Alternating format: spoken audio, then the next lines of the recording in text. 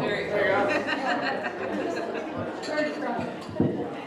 We have just a bit of a delay before we have some talks because we thought it'd be very nice if we waited for Chief Carlton since he's one of them who will be speaking here. So just carry on and enjoy. We're just a little bit later than we wanted to be to start. But still a lot of goodies, coffee, tea, and then we'll have a few short talks and a special VHS.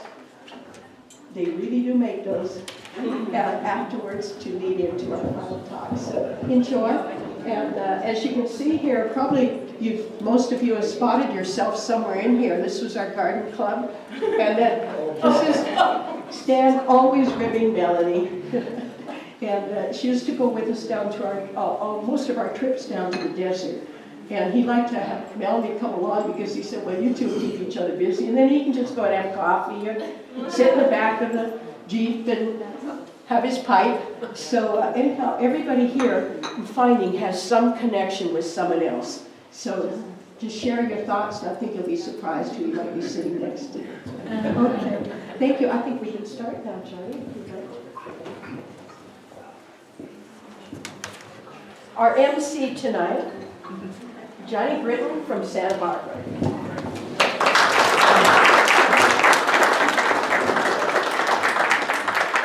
Thank you very much. If someone acknowledges when the chief comes in, I would like to introduce him to the group. I've known Stan for many, many years. Sometimes I think too many. But we were very good friends until he became a family member. Many years later, after he worked me over the mill for many years. I first met Stan. I worked for the Edison Company in engineering, and Stan would come in and insist the way he wanted it. And I'd say, Stan, you gotta go by the Utility Commission rules. But he didn't think he had to, but he did, and we respected each other, and I really grew to like him for many, many years. And so then after that, one night, it was in the winter time, he decided to, I guess, to go to his high school reunion. And of course, Jolena and he were in high school together. I walk out the back door going to dinner, and here's Jolena and Stan coming up, and I didn't know that he even knew Jolena. And they have an engagement. She has an engagement ring on.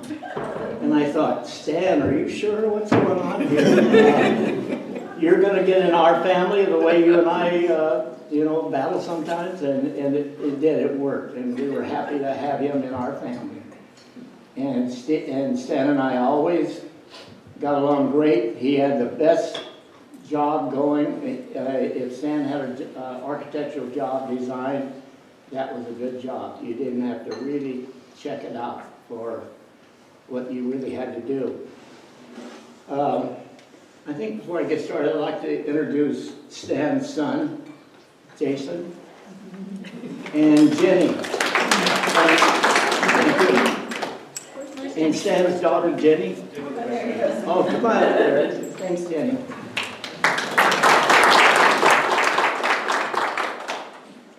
That's Jenny. That's Jenny. And that is Stan. And he never changed. He had that day from, I think, from birth.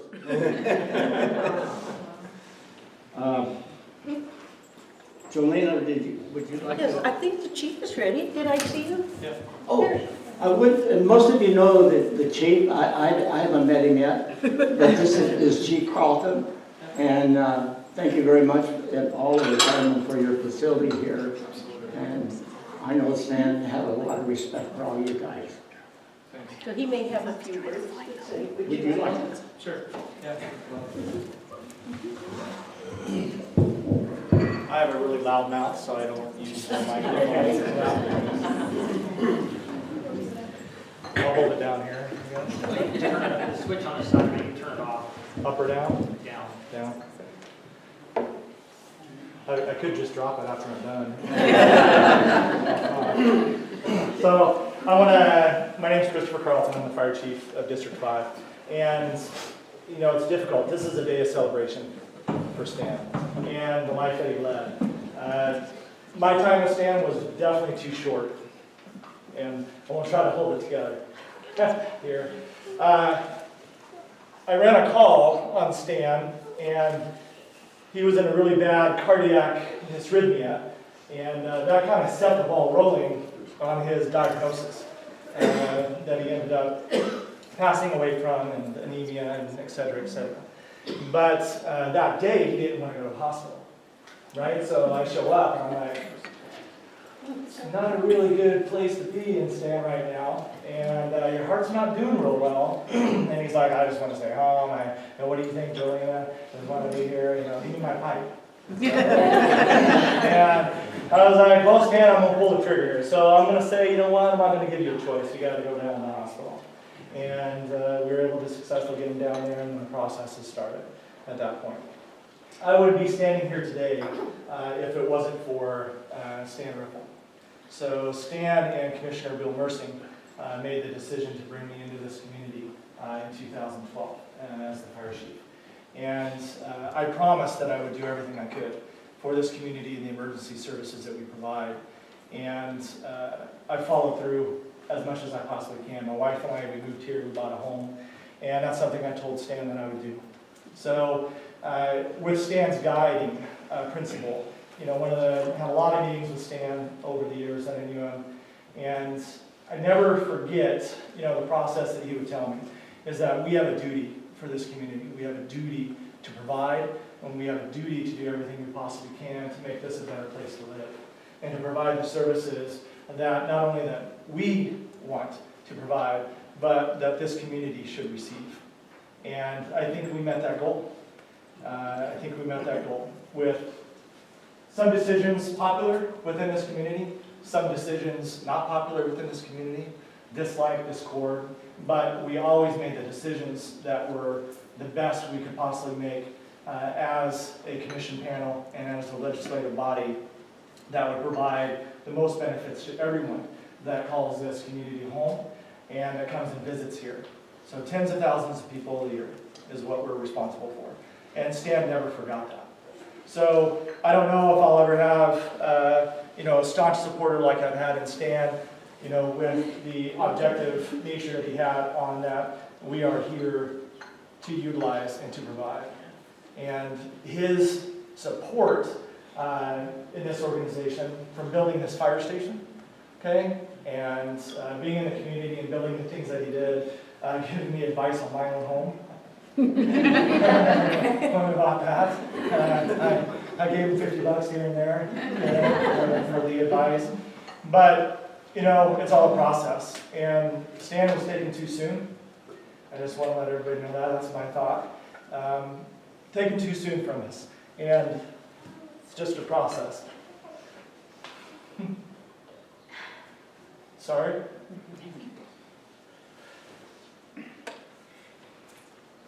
This is my other side now. He'll be missed. He'll be missed. So.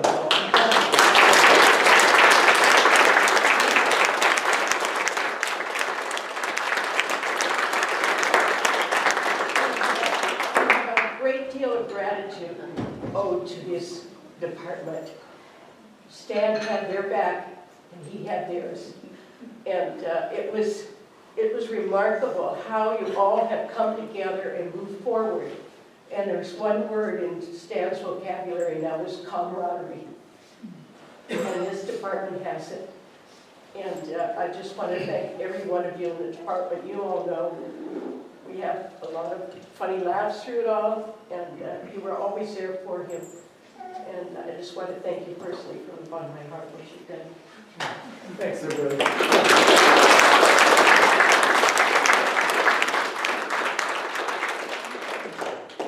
Thank you, Chief. And Jason.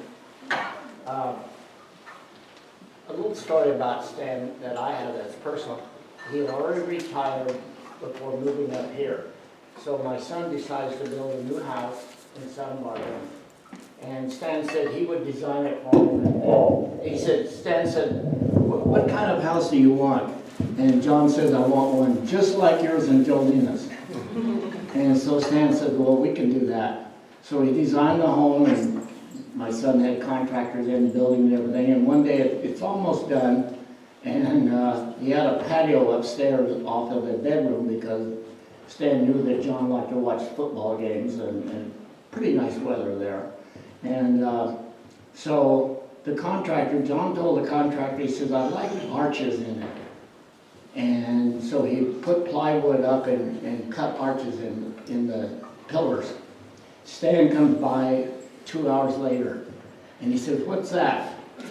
And the contractor says, "Well, that's what the owner wants me to do." And Stan says, "I don't do the curves." And I thought, boy, time for me to walk away. And so he and the contractor worked it out, and he does have arches, but I don't think Stan liked that. But it was great, and what a beautiful home he designed for my son and his family. I'd like to bring Jolene up. We're going to have the video. Yes. Thank you. I'll just give you a little bit of the background of what we're going to see. Thank you, John. The miracle worker. Look how he has the VHS player up there, wires going around. And then we'll save our last speaker to the end. That will be son Jason. I had a job for a while at City TV in Santa Barbara. And it was in the city hall, and the only spot where there was room for a TV studio was in the basement, which was a jail before that. So we always had a good laugh about that. We had to go down the dungeon to make films. And my job was, I think it was always because I was the oldest one in the crew, but they always gave me the history segment. So every month I could pick out a little side story of people in Santa Barbara or something that I thought was interesting. I'd go to the Historical Society and I'd say, "Hollywood's here, and you better put your sweater on, Michael," because he was a little techie type. And Dusty, his wife, said, "You can't wear that sweater on TV anymore." So we tell him, "You have to get your sweater on, you've got to help me with the new project." And I went in one day and I said, "I'd really like to do a story on the Sprites bus system in Santa Barbara." Now you have to appreciate that the Riffles' grandmother was May Sprite, who owned the buses. And she started this business during the Depression, 1929. And so out of it, I learned a lot, and I think you'll recognize a couple of faces on there. So if we could have the video, please.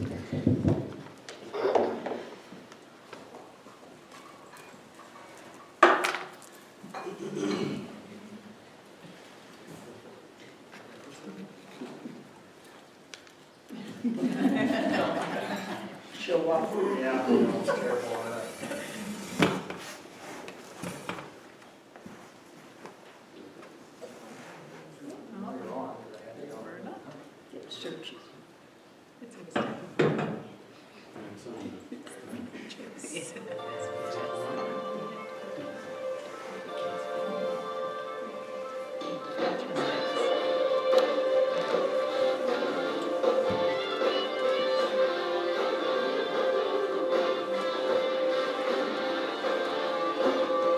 That's a little long. It's normally where they'd have a little commercial or something.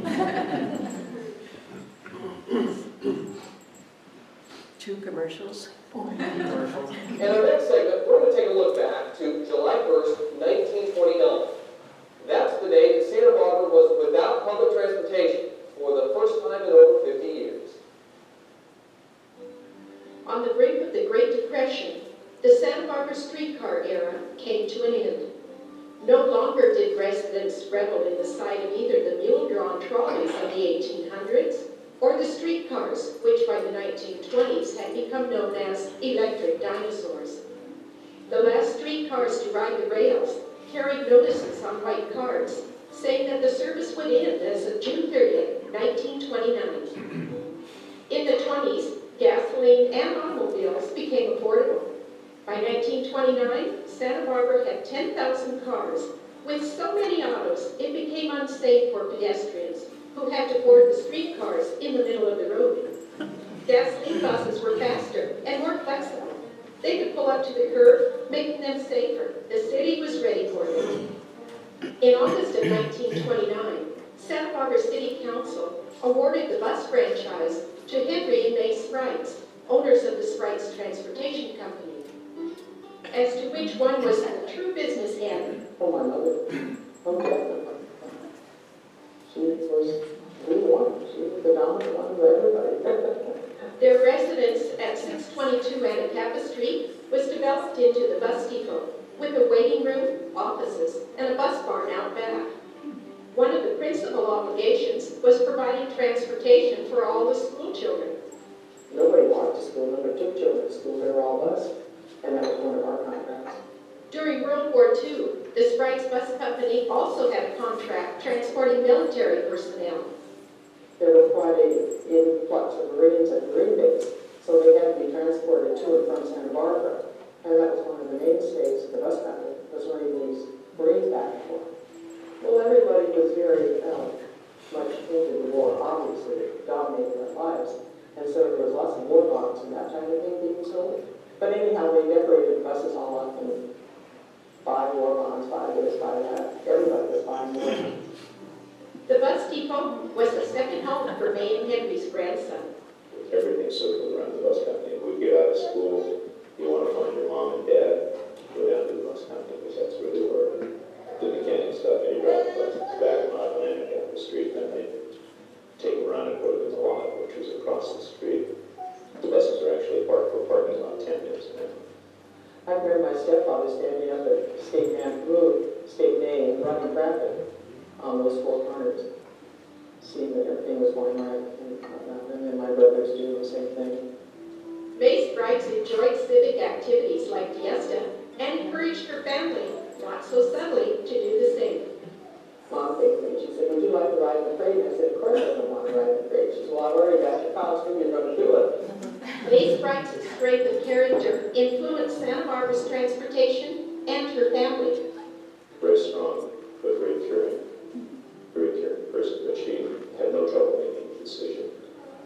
And she always seemed to have the answer for any question you had. The transition from the Sprites Bus Company to a city-run system was not a smooth one. Yeah, it was the end of the era. Yeah, the fellow that bought the bus company, first thing he did is he painted all the buses pink and gray. Everybody knew there was a change of ownership, and then he was out of the picture less than 2 years after running it for bankruptcy. So then there was just absolutely no way to save the business. Still, my grandmother tried. In the 60s, Santa Barbara obtained federal grant money and established its own metropolitan bus system, known today as the MTD. Treat yourself and your family to a bus ride and recapture some of the heritage of Santa Barbara's public transportation. Well, we're inside Santa Barbara. Thank you for watching. If you have any questions or comments, call us.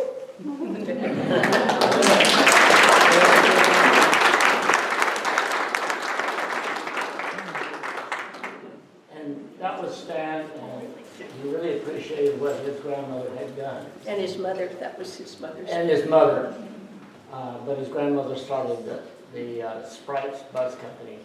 And then in the late 60s, the city awarded the franchise to a transit district named Metropolitan Transit District, because they needed to grow more, and I think Sprites wanted to sell it and relax for a while. So they took it over, and then probably 10 years later, the city council, I went on the board appointed by the city council, and we really brought that bus company to be a big one. And because the people in Santa Barbara really needed a good bus service, because there's no place to park. People work downtown. And so we got electric buses only running up and down State Street. And Sprites will always be a part of that bus company, that's for sure. And it is today the biggest or the best or highly rated small transit district in the country. And it all started, of course, with Sprites. And we really appreciated that, what they did to get it rolling. And how I got involved with Stan again, his grandmother and his mother were involved with Sprites, and I was on the board, so we really had something to start really talking about and coming close, other than he is an architect and me as an engineer at the Edison company, and so we became very close friends for many years. And then one night, of course, he shows up with my cousin, to marry her, and we really became close then. And so it was a great relationship that I had to Stan with. I had such respect for each other. I really miss him. I would like to introduce Stan's son again, Bruce. Bruce, I'm sorry. Sorry, buddy. You should have around me more often. Bruce. Bruce, wait. You won't get over that one. No. So I guess I was preparing a few things to say and thinking a lot about my dad's life. And first thing I told myself not to do is editorialize too much about Stan, because I think Stan lived his life and told about his life through vignettes, through stories, through experiences he shared with community, with family, with close friends. These are stories that he kind of carried around in his back pocket like polished stones that, if you knew him as long as I did, you heard a few times before you were 10, and then by the time you were 14, and then you started introducing girlfriends and new friends, and you heard them another couple times, and on and on and on. So he had these wonderful stories that were, they were true. They didn't veer. They sort of received different levels of nuance at different times and a little more emphasis in certain areas depending on the context. But he liked to relate through these sort of stories. It's not like all I can liken it to is like a musician. You know, you hear the same song several times, but every performance is a little bit different. And so I'll share a couple of those a little bit later on. The ones that, for whatever reason, have stuck with me over the years. But I just did really quickly want to say thank you to the fire district, to the chief for hosting his service here today. Because although I was not as involved, as much a part of my dad's life after he moved to Point Roberts, and as he began to get to know everyone here, everyone in this room, I heard these stories more remotely, vicariously through him. And I think all the faces that are new to me here in the room today are stories that I have embedded, that I know. But I think being part of the community, being in sort of a role of civil service, as you saw in the story about the Sprites Bus Company, that was a very deep story in my dad's background, is sort of wanting to be a part, to be serving in the community. That was such a thrust in his life, from his time here in serving as fire commissioner to going a little bit further back. You've probably seen in the slideshow now 1 or 2 shots of my dad with the cowboy hat. I don't know if he wore that around the point too often, but John Wayne here was, this guy kind of like lived in my bedroom while we were in Santa Barbara. we put Stan's tag on there, and it's not an accident that we brought it here, but my dad just had a very sort of cowboy mindset when he was in Santa Barbara until he moved up here, because he was part of this Rancheros Visitadores group in Santa Barbara, which was, I think, a lot like the fire district here. Was a civil service group, and they had a lot of fun amongst themselves, but they put on a parade every year. They provided a lot of community outreach where needed, and it was an enormous organization. And I had moved out by the time he was becoming interested and getting involved with the Rancheros. But I think it was a very long-term sort of vetting process for him to come into the fold, into the fraternity, and it meant so much to him when he became part of this group that he could give back and take part, I hope it comes up here soon, in the parade, and he could wear his cowboy hat and ride a horse and be part of something so much bigger than himself. That really meant a lot to him. So I used to rib him quite a bit. There you go. Hey, there we go. Thanks, guys. Good timing. I used to rib him that, he got to play cowboy on the weekends when he was in Santa Barbara. And after he was elected fire commissioner, he got to play fireman. So I didn't know what was going to come next. I would ask him, are you going to be an astronaut next? What's it going to be, big guy? What's next? But all joking aside, he understood. I mean, that was just a coincidence. And it meant so much that he was part of the fire hall here in so many ways. So I guess I'll maybe tell a little bit about my dad, the man, since I've known him for all of my life. My dad knew, as many of you know, my dad knew what he liked. Stan was a man of routine. He was an extremely logical man. He was very objective in the way he thought. He was also extremely instinctual, and that's what I mean when I say he knew what he liked. He didn't need to be convinced, should I feel this way, should I feel that way? It's not that he didn't listen, but he liked to have, given, you can feel one way or another about an issue, he would take a stand and he would test it. And that's sort of how he kind of presented himself as very confident and very certain. He had a almost religious praise for the routines in his life. I think Jolena can tell a lot more about this than I can, but I think having routines in his life kind of is what kept him going. And this is not, this is maybe something that becomes typical of someone later in life. This is something that my dad was into his whole life. I think he spent 3 years in the Army Corps of Engineers, which doesn't make him a lifetime military man. He wasn't a careerist, but he definitely took those years to heart, and that discipline that was stoked into him or pushed into him lived with him until the end. From the time he woke up in the morning, when I was little, he was usually gone by the time I woke up. He was up at 4:30 every morning. Or maybe that's when he was in the office, I'm not sure, because he was working every morning before everyone else was even awake. His work schedule, he worked until the same time every day. Then he would pick Jenny and me up from school, always with a big Slurpee. For those of you who are not familiar with the United States, Slurpee is large icy drink. Anyway, you'd always bring these to us after school, just like clockwork. You could set your watch off when he would be there. You just knew he was there. One of his favorite quips he would always feed to Jenny and me when we were coming up was, if you're not early, you're late.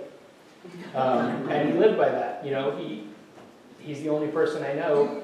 You say people do these things, but he's the only person I knew who set his watch about 15 minutes early and kept it that way. And he wore a wristwatch until he died. I knew because I now have that wristwatch and it's about 15 minutes early.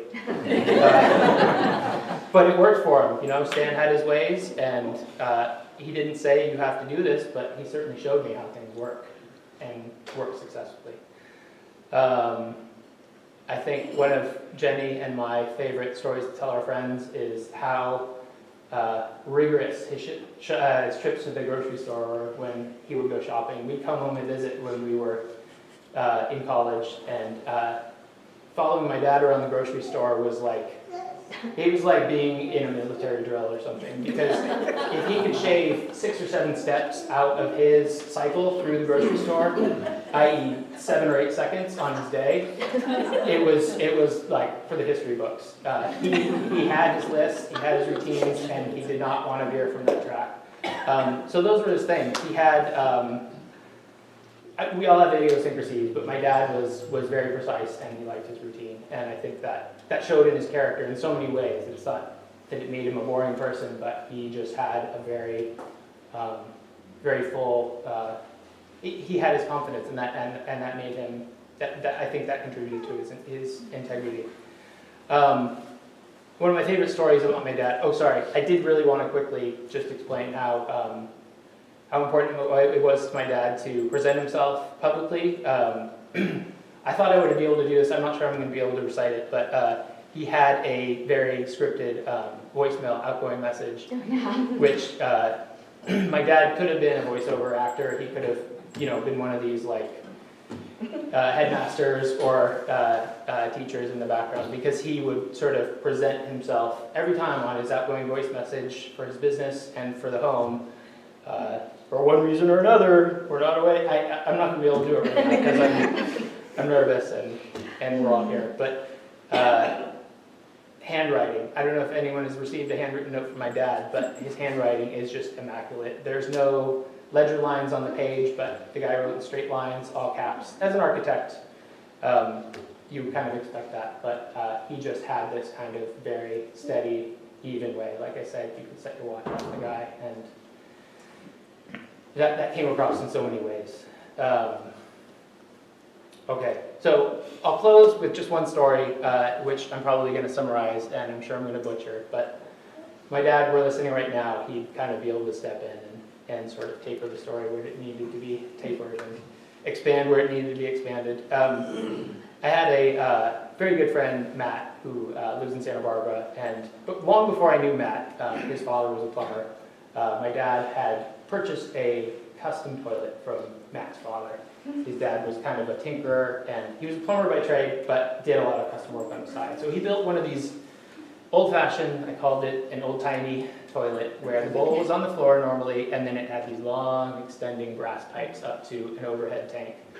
And the thing was always broken. He was always working on it. It was always leaking. It had this long, plunging, this brass cord that you would pull to drop the water down the flush end of the bowl. So it was always broken, and my dad loved the thing. It was just like, it was just a very personal item for us, I guess. It moved through at least 2 houses that I recall with us. So finally, when the thing kicked the bucket, the last time, he's like, I don't know what to do. I'm going to take this thing to the dump. He happened to just run into Matt's father, Chris, and he said, hey, Chris, sorry, it's time to replace the toilet. I'm going with this new high efficiency, whatever, crazy flushing deal, whatever. What can I do with it? And Chris came over to the toilet, came over to the house and picked up the toilet. And my dad was so impressed. He's like, so that's great. So years later, fast forward, a good friend of mine, Matt, a best friend of mine now, who still lives in California, came over and he introduced himself. My name's Matthew Reinschild. He said, oh, that's a very unusual last name. Do you know a Christopher Reinschild? Yeah, that's my dad. Can I tell you a story? Your dad, he's a great guy. And he started going through the story. And my friend Matt was like, hey, that's great, that's cool. A week later, Matt comes over. Matt, did I ever tell you this story? Your dad was the greatest guy. And he told it to him every single time he met Matt. And it was clear to all of us, well, Matt and myself, and any other friends that were in the room, we had heard this story, for sure. But my dad, I don't know if at that point, if he knew he had told the story, I'm fairly certain he had. But after 6 or 7 times, he's aware he's told the story before. But he would make us sit through it. And it was like listening to an old Greek poet, like recite that verse and just tell you a little bit different each time. I don't know if every time he remembered that he had told the story, but it just got better and better each time because it would come up and we just go, ah. Give him every indication, tell him, Dad, stop, we've heard this. Matt's heard this, we gotta go, going to the beach, whatever. Made us listen to those stories. And I think that's,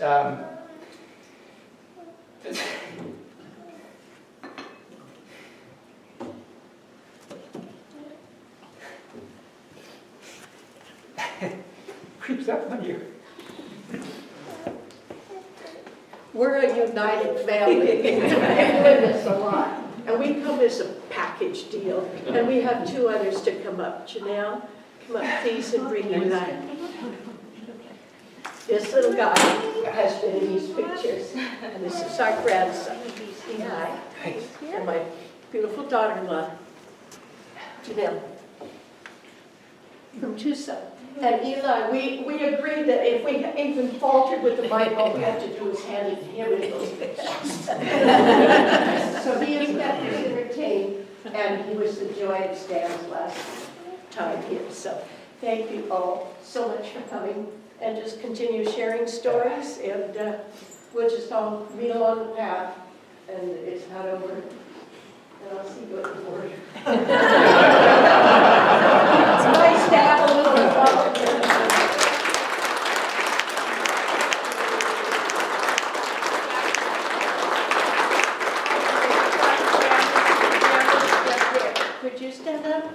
We have a few relatives here. Where's Janice? I'm here. There you are. Janice, Stan became a pop, and she just took right to him because she had lost her own dad back in '98. So she and I were kind of going along together, and then I went to that reunion and put a ring on my finger, and she married Rick. We have another cousin here, Bert Hollyfield. How many of you know Bert? Eventually Harvard's done. Another cousin. It's a small world. And then our friend Melanie will go with us. Her granddaughter's here, her daughter grew up with Janice. There's links everywhere here, and all the Waterman family from Twassen, Garden Club, all friends. NDOC is well represented. The clinic, the Garden Club, the plant sales, and friends that have traveled with us.